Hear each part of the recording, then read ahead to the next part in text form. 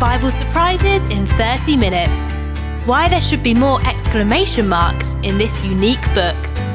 Writer, church pastor and Bible teacher Mike Beaumont explains all to David Taverner. The title of this conversation is The Best Wine.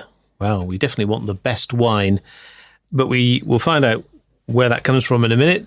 Is this a fairly famous story in the Bible, Mike? Oh, yeah, I think this will be one that many people will know. We're going to be looking at the surprises today in the wedding at Cana, when Jesus does his miracle of turning water into wine, which I'm sure was a surprise for everybody. The location, Cana, and the wedding celebration itself, what do we know about that from the Bible? Well, Cana we know absolutely nothing about. This is actually the only place it's mentioned in the Gospels, and we don't have any records to it anywhere else. Not that that's surprising. There were loads of little villages around in those days. So it's in a fairly obscure place. Interesting that Jesus will choose an obscure place in the context of one of the routines of family life, marriage, to perform his first miracle. You know, he doesn't choose Jerusalem, the temple, a religious context. I think it just underlines that when Jesus came, he came to engage with ordinary people in ordinary life. So we've got this place, Cana, there's a wedding. And John 2 opens by telling us that Jesus and his disciples, along with Jesus' mother, she's specified because she'll become important in the story, they're invited to this wedding. So presumably, it looks like Jesus' mother was perhaps a friend or even a relative, who knows, of the family, and they're invited to join in with the celebrations, which was normally the case. In Bible times, whenever you had a wedding, it was pretty common to invite the whole village along. After all, remember, these are small communities. Everyone knew everyone.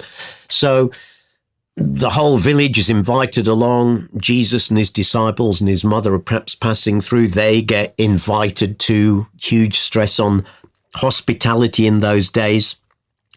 And the other thing it's important for us to remember by way of background is that weddings seem to have lasted for a whole week in New Testament times.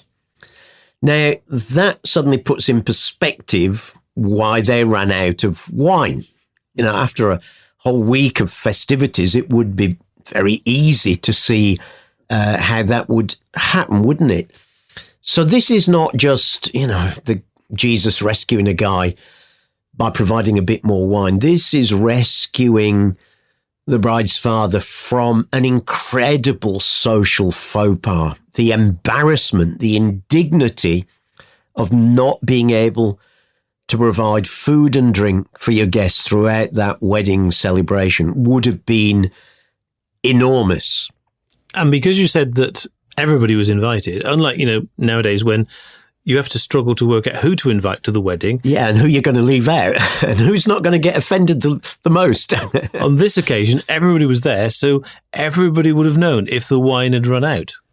Yeah, absolutely. So this is no secret miracle.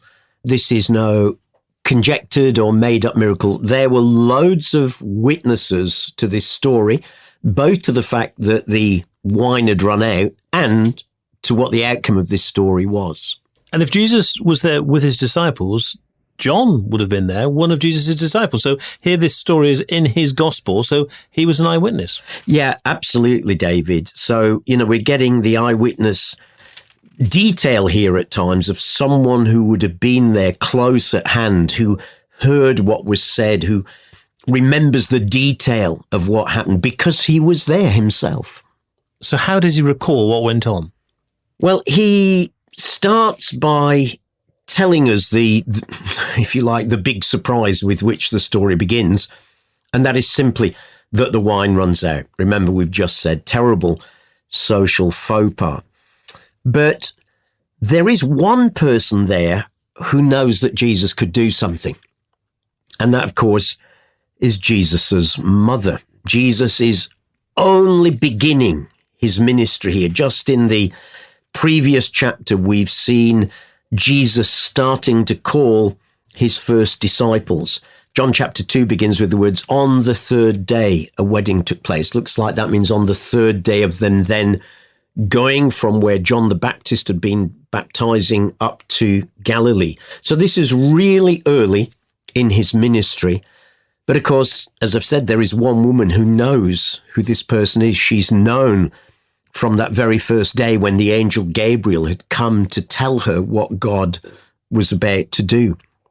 So she knows that her son could do something here. And clearly, she's aware of the incredibly difficult circumstances that the bride's father is in at this point. And maybe that does suggest, maybe it was extended family, because she's feeling this so deeply. So what she decides to do is to go and simply tell Jesus what has happened. She goes and says they've got no more wine. In a sense, the first surprise of the story comes in how Jesus responds to his mother, because it looks very much like he rebukes her. Now, my English translation here has what most English translations have. He responds, "Dear woman, why do you involve me?" But really, the translators are trying to soften a little bit, I think out of respect, what Jesus actually said. The word dear is not there at all. It's woman. And while you might have used that sort of language with a woman who was a stranger to you, it's certainly not the normal way a son would have talked to his mother in those days. It's almost, frankly, this sounds a bit like a put down. Woman, why do you involve me? Or one translation has, why do you come to me? To try and bring out the sense of it. And then he adds this strange comment, my time has not yet come. It looks like his mother was she trying to presume on the relationship between her and her son? Was it that she was trying to nudge him and say, come on, I think this could be the moment, Jesus. I know who you are. You know who you are. What a great opportunity to show who you are. And his answer, my time has not yet come. Jesus had a profound sense of God's timing that we'll find repeated throughout John's gospel in particular, this sense of God's timing, God's moment. And here's Jesus saying to his mum, Mum, much as I love you, much as you're my mum, I have to follow my Father's timing, my Father in heaven's timing, not my mother on earth's timing or anyone else's timing. So there's a bit of a surprise there in the story that not only have they run out of wine, but when Mary tries to help out, the surprise of how Jesus really does give her I think, a tender rebuke, but it still is a rebuke. I can't dance to your tune or your timing, Mother. I wonder whether, when you said earlier that it's a fairly obscure place where this is happening, Cana, it was therefore a relatively safer place for Jesus to do what he did. Yes, and he certainly seems to be avoiding Jerusalem at this point, where things will be quickly pounced upon. And we get a sense in the Gospels at times of him deliberately avoiding Jerusalem in the coming years, though he'll go there for the great festivals as was required of any practicing Jew. But yet this is out in the backwaters. But do you know what? I love that as well, because I think it tells us that God still loves to work out in the backwaters with the ordinary people of life. He doesn't earmark the capital and the great religious leaders. Here's just an ordinary couple doing one of the ordinary things in life, getting married, and there's a crisis. And here Jesus wants to intervene in that. I think just a lovely reminder here of how all of us, ordinary people that we are, can bring our ordinary daily needs to Jesus. After all, it's there in the Lord's Prayer, give us today our daily bread. You can't get more fundamental than just the bread, the food that you need to eat. So a great reminder in this backwater, obscure place that Jesus has come not for the high and mighty and the great and lofty. He's come for ordinary people in ordinary things, in ordinary life. Now, the relationship that Jesus had with his mother was such that he could speak to her in the way that he did. She could have been quite put out. She could, couldn't she? I think, hang on, son, don't you know who I am? But she also knew who he was. And I think this is a measure of the woman. It's certainly a measure of the woman in what she says next to him, which is she simply turns to the servants and says, do whatever he tells you. Wow. I mean, that's a mixture of both submissive on the one hand. She's recognizing she can't have the last word. He has to have the last word. So submissive, but also faith-filled. Because she's saying, okay, son, you may not quite be doing what I want in the way I want it and when I want it, but I know who you are, and I really believe the time is getting close and you're going to do something. So that simple message, do whatever he tells you. And what a great motto that is for life, by the way, for us today, to simply do whatever Jesus tells us. Where do we find that? Well, more than anywhere, we find it in the Bible, in God's word. And that's the value of reading it day by day. We find it by God speaking to us sometimes through inner nudges or maybe through a prophetic word that we or someone else receives. But yet, what a great motto to live by. I'm going to resolve, Lord, to do whatever you tell me. And when we do that, as this story shows, who knows what God can do? So what did Jesus tell them to do? Well, he tells them to do something that is really surprising in this story. Frankly, something that seems slightly crazy and slightly irrelevant to the need that we've got here, Jesus. He turns to the servants and says to them, fill the jars with water. Now, what jars? Well, he's pointing to, John tells us, 6 stone water jars, the kind used by Jews for ceremonial washing, each holding 20 to 30 gallons. Ritual washings were really important for Jews. And the fact that they've got these large jars, each holding 20 to 30 gallons, why? Because there's a crowd there for the whole week. So they would need to wash their hands ritually before, for example, having food together. So there's a real need for these ceremonial jars full of water. And he tells them to take these jars and to fill them with water. So obviously, at least some of them are empty. They've been used for the ceremonial washings throughout the week. So the servants do just that. I'm sure they've got no idea what he's going to do with it. How specific are Jesus' directions? Very specific, because we go on to read that they filled them to the brim. So these are absolutely full to the top. There's going to be no space here for dropping something extra into them, something that he secreted up his sleeve that he could add in. These are brimful, huge jars with water. So it's these brimful jars of water that Jesus then says to them. I'm sure they must be somewhat mystified still about what's going on. He then says to the servants, now draw some of the water out, so, dip a ladle in and take it to the master of the banquet. Now, I'm not sure what the servants are thinking at this moment, because they're thinking, hello, it's actually the wine that has run out, Jesus. I don't think the master of the banquet, what we might call the MC, the master of ceremonies at the wedding, is going to think. But anyway, they were told, do whatever he tells you. So they decide to do that. And they take it to the master, but without telling him anything.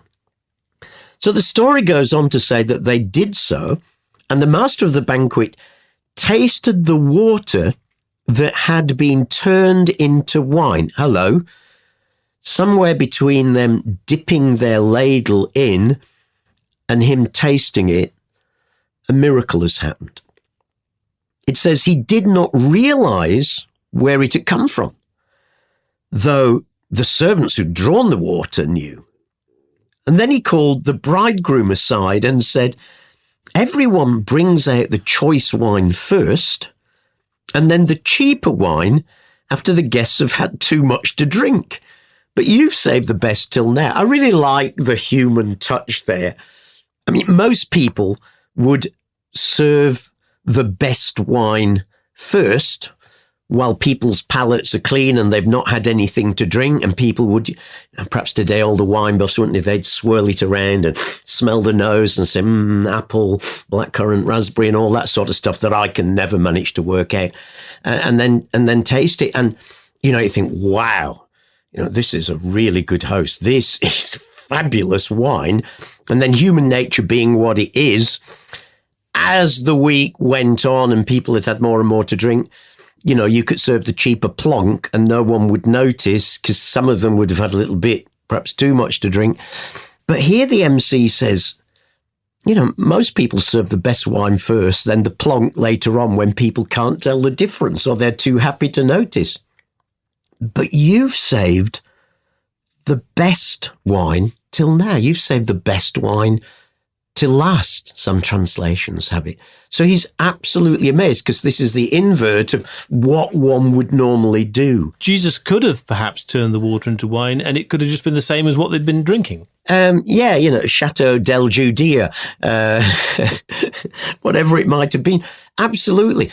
Isn't this a picture of the magnificent generosity of God in the ordinary things of life? You're right. He could just have produced the ordinary everyday wine that people drank in those days, that they would have probably made locally, perhaps crushed with their own feet, turned it into juice, let it ferment, and they would have drunk it there, often diluted with water as well for daily use. He could have easily done that, but it's like, that's not good enough for the creator of the universe. He turns it into the best wine, this banquet master. Now, understand, banquet masters, this was their job. They were the professional MCs. He would have moved from one wedding to another. He would have known how to taste a good wine when it came along. Jesus doesn't turn it into the ordinary everyday stuff. He turns it into something incredible that this banquet master can even say, wow, about. I love that, because that is a picture of what God is like. He loves to take the ordinary stuff of life, transform it, and surprise us. And the way Jesus did this in terms of using these jars of water that were used for ceremonial purposes, is there meaning in that? Yes, I'm pretty sure there is.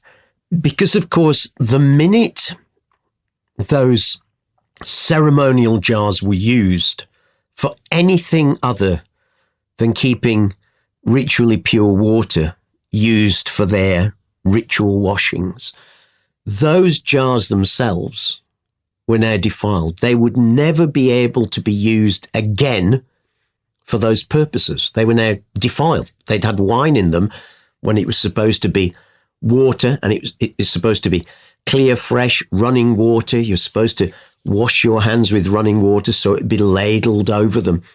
And now that would never be able to happen again with those particular stone jars. And I think here is John telling us that for him, what he saw, perhaps later with hindsight as he looked back rather than at that moment, is this is a powerful picture of what Jesus had come to do, because he had come to replace the old religion with its old rituals that were required, with the hand washings and rules and regulations and all those that the scribes and Pharisees had added to the law of Moses. These jars could no longer be used for that. And it's as if the gospel is telling us, yes, and when we come to know Jesus for who he is, the old religion, the old ways, the old rituals no longer have meaning, because Jesus is bigger than all of them. So John, who's remembering this and recording this for us to read now, he was there, he was a witness. He must have seen many miracles. with Jesus. Why does he choose this one? Yes, you're absolutely right. As an eyewitness, as one of the original followers of Jesus, he would have seen many. And in fact, he will simply pick 7 of Jesus's miracles, though he knew many more. One of my favorite verses is at the end of John chapter 20, where John writes, "Now Jesus did many other miraculous signs in the presence of his disciples, which are not recorded in this book.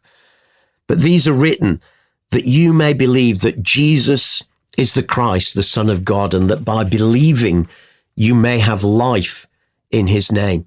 In other words, John's saying, I know far more than these, but I've chosen 7, just 7. Why 7? Well, for Jews, 7 was seen as the perfect number, God's number. Why? Because God rested on the 7th day. So anything to do with 7 was seen as being divine and perfect.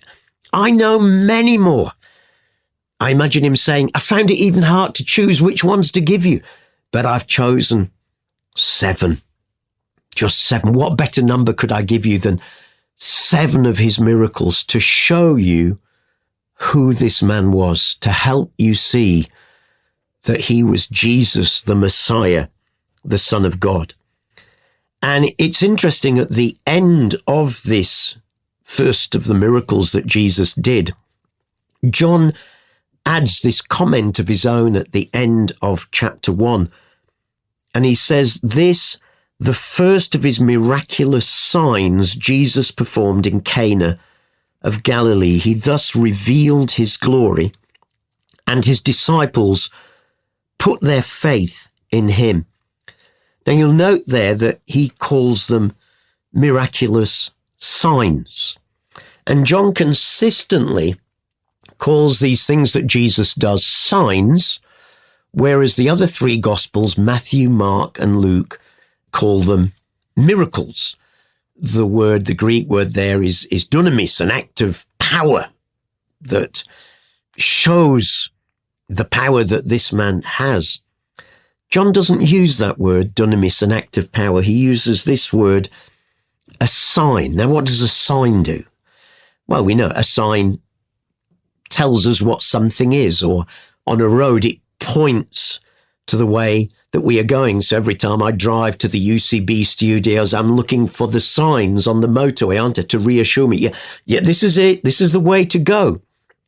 And John is saying here that this first miracle Jesus did wasn't just a miracle. It wasn't just a wondrous act of power. He wasn't just helping out this wedding family. Absolutely not, though of course he did.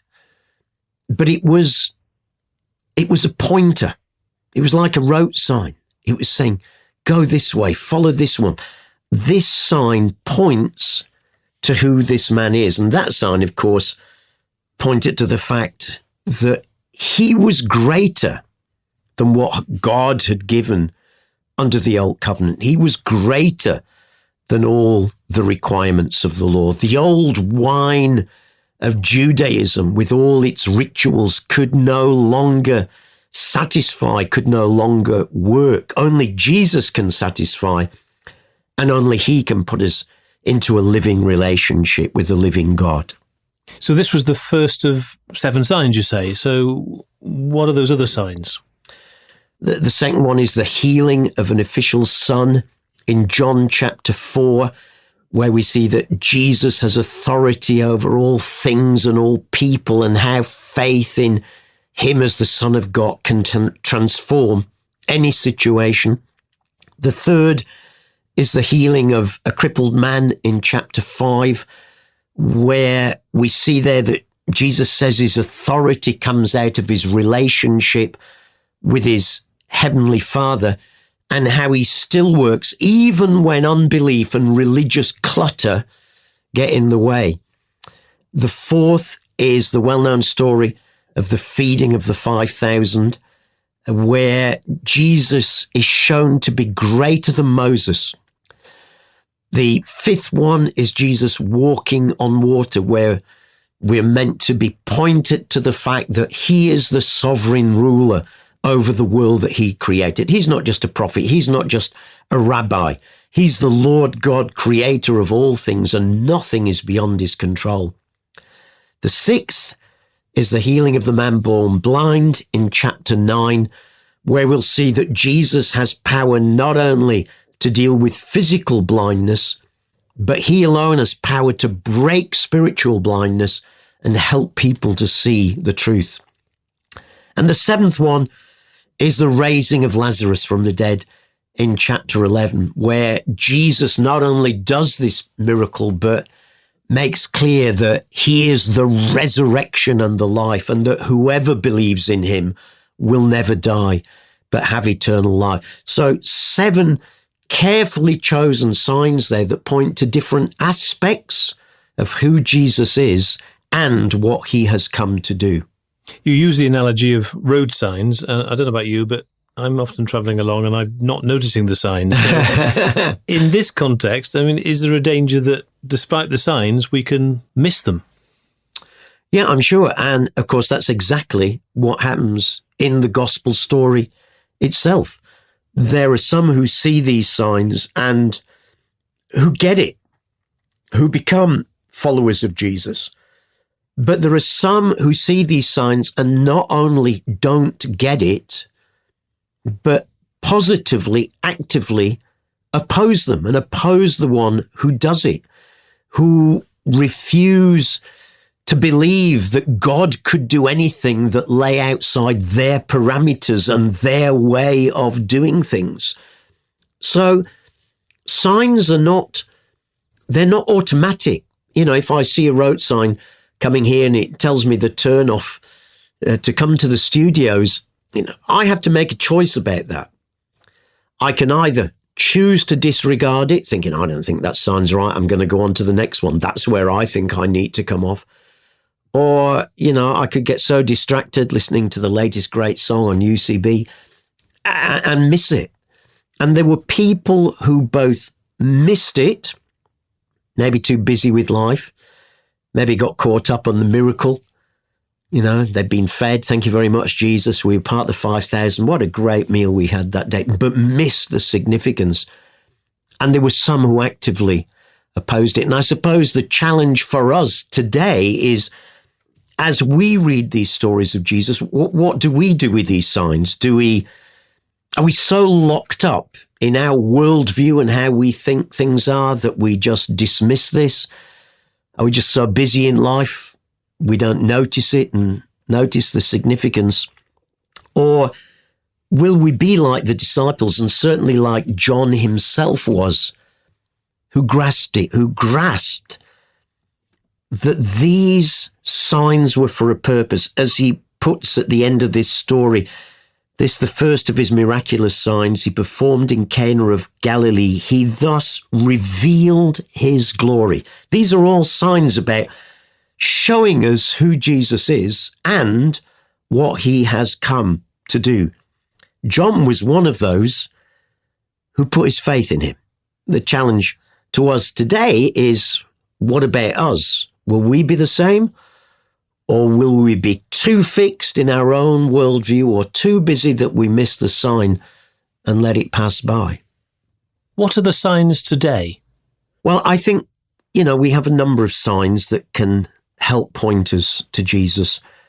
Actually, one of the best is still the Bible, and particularly the 4 gospel accounts of his life. And, you know, if listeners have never read these stories, or perhaps they read them when they were young and have never been back to them, my first encouragement is get yourself a Bible and read those stories again and let them point you to Jesus.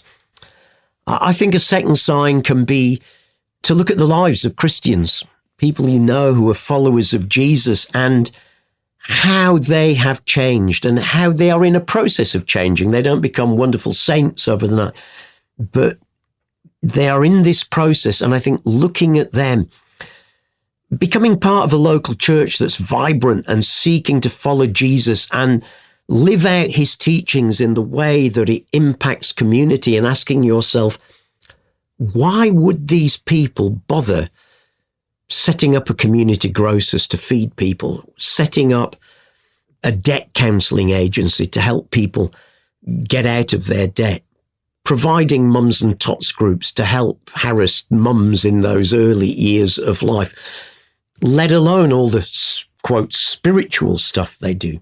I think if we open our eyes, there is plenty around us to point us to say, this man, Jesus, is what John discovered him to be, a life changer. And if any listeners have never given him a go, then my encouragement would be, hey, why not start that adventure for yourself and see if you can't discover some of these signs for yourself. You've been listening to Mike Beaumont in conversation with David Taverner. Bible Surprises in 30 Minutes is a United Christian Broadcasters production. For more about UCB, go to ucb.co.uk.